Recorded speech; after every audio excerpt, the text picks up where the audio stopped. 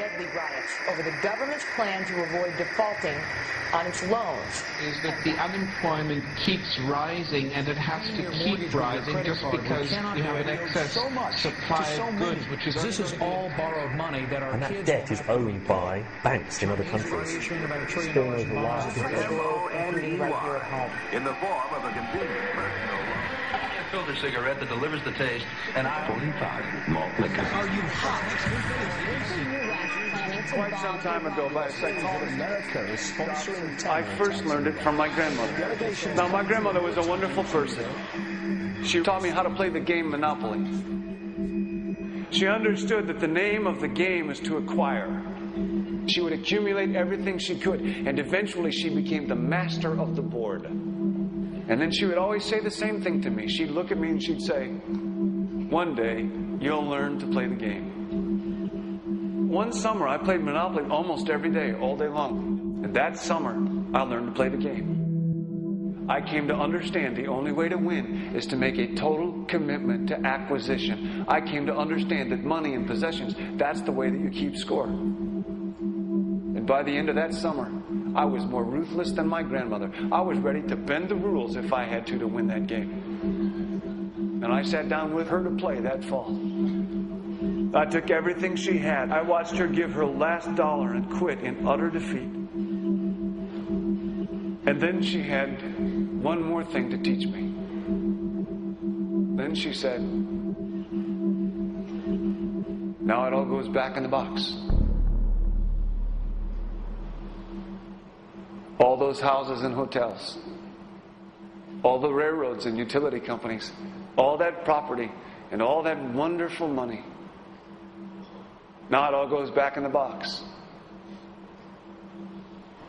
None of it was really yours. You got all heated up about it for a while. But it was around a long time before you sat down at the board. And it will be here after you're gone. Players come and players go. Houses and cars, titles and clothes, even your body. Because the fact is that everything I clutch and consume and hoard is going to go back in the box, and I'm going to lose it all.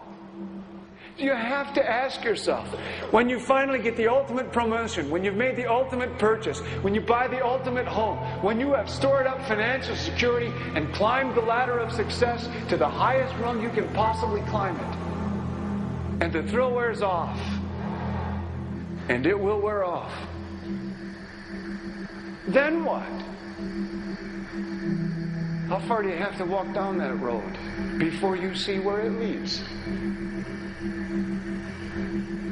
Surely you understand, it'll never be enough.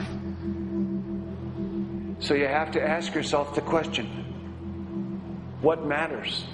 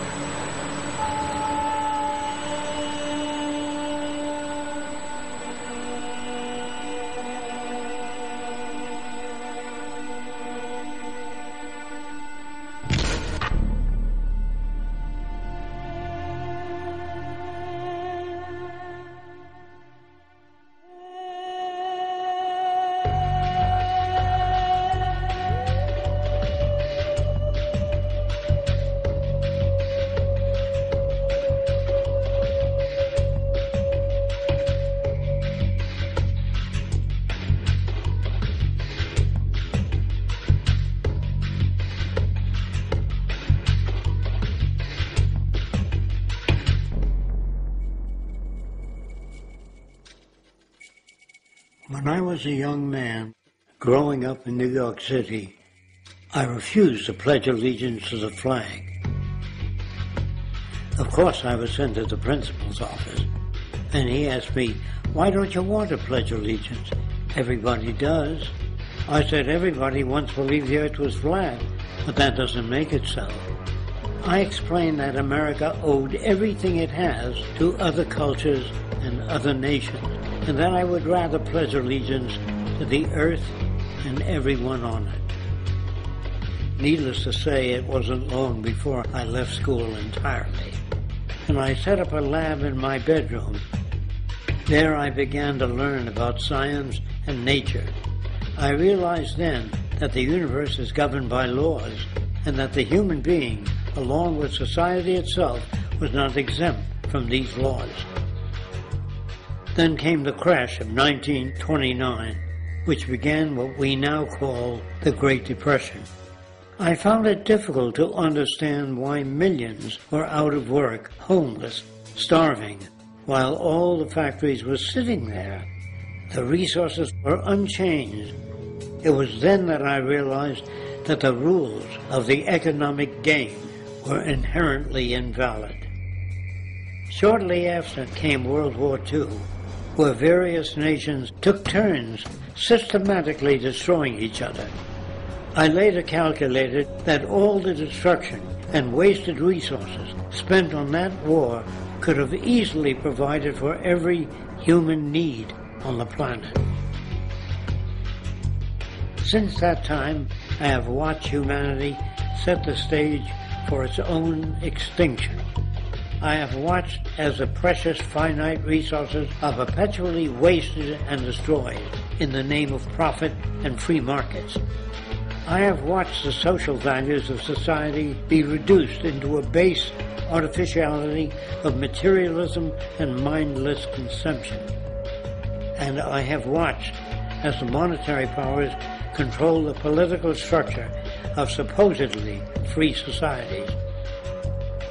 I'm 94 years old now, and I'm afraid my disposition is the same as it was 75 years ago. This shit's got to go.